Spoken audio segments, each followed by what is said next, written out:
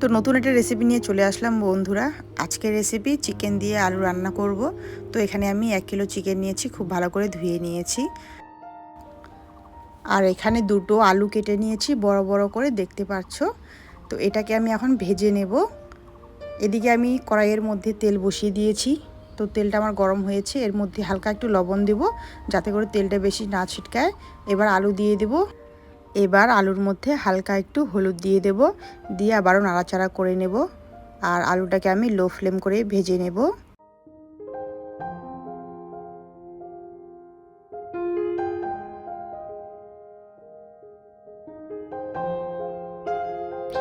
তো আলুটা আমার ভাজা হয়ে গেছে, আলুটাকে এখন নামিয়ে নেব একটা প্লেটের মধ্যে। আর এদিকে আমি পেঁয়াজ কেটে নিয়েছি, কুচি কুচি করে 300 গ্রামের মতো পেঁয়াজ কেটে নিয়েছি। তো পেঁয়াজটাকে আমি এখন দিয়ে দেব কড়াইয়ের মধ্যে।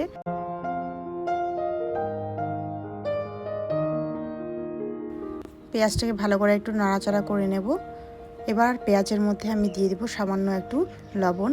লবণটা দিয়ে আবারও ভালো করে একটু ভেজে নেব পেঁয়াজটাকে।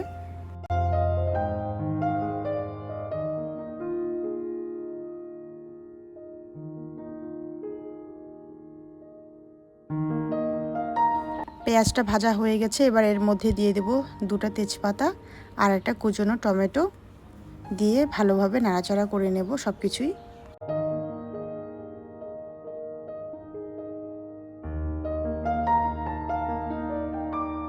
এবার দিয়ে দেব আদা রসুন লঙ্কার বাটা, শিলপাটাতে বেটে নিয়েছি আমি, সেটাই এখন দিয়ে দেব। দিয়ে ভালো করে কষিয়ে নেব সব কিছু মশলাকেই। আর এখানে কোনো জল দেব না, এমনি কষিয়ে নেব একটু।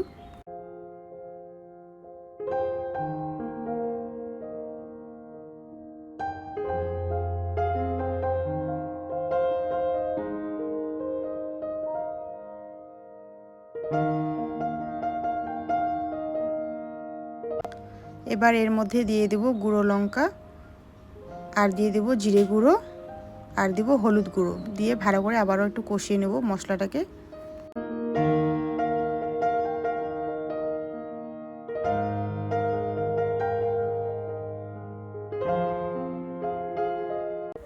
মশলা কষানো হয়ে গেছে, এবার দিয়ে দেব চিকেনটা, দিয়ে ভালো করে নাড়াচাড়া করে নেব সব কিছুই।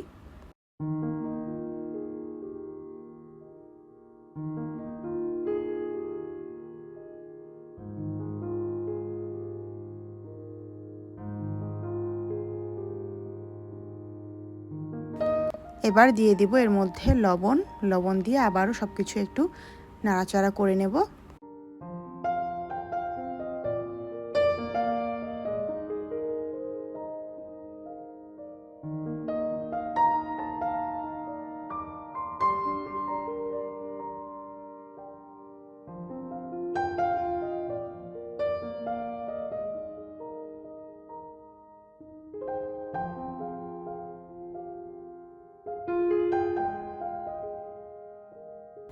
এবার চিকেনের মধ্যে আলু দিয়ে দেব, যে আলুটা আমি ভেজে রেখেছিলাম সেই আলুটা দিয়ে আবারও একটু কষিয়ে নেব মাংসটাকে। আর আমি এটাকে মিডিয়াম আঁচেই একটু কষিয়ে নিয়েছি।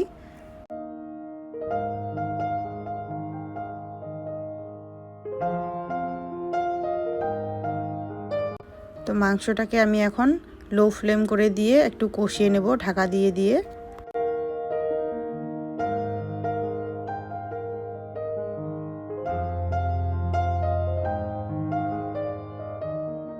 এবার মাংসর মধ্যে দিয়ে দেব সামান্য একটু জল। জলটা দিয়ে আবারও ভালো করে নাড়াচাড়া করে নেব মাংসটাকে আমি।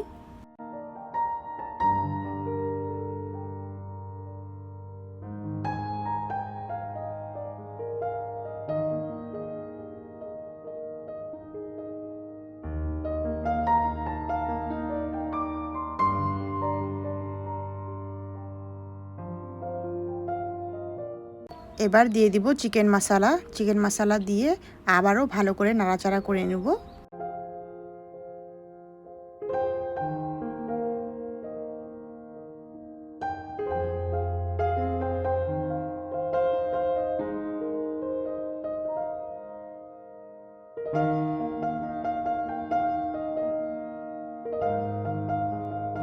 এবার এর মধ্যে দিয়ে দেব গরম মশলা, দিয়ে আবারও ভালো করে একটু কষিয়ে নেব মাংসটাকে।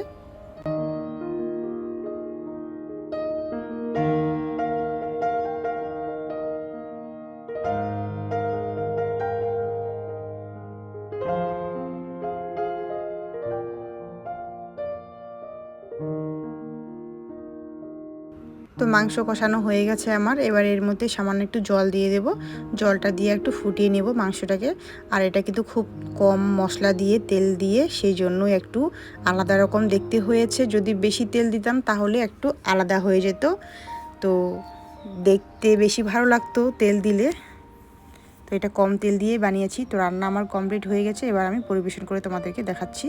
তো কেমন হয়েছে আমার চিকেন রেসিপিটা অবশ্যই কমেন্ট করে বলবে। ভালো লাগলে অবশ্যই একটা লাইক দিবে, পাশে থাকবে। তো আলু দিয়ে চিকেন খুব সহজেই রেসিপি। তো আজকের জন্য আমার এতটুকুই ভিডিও, দেখা হচ্ছে পরবর্তী ভিডিওতে।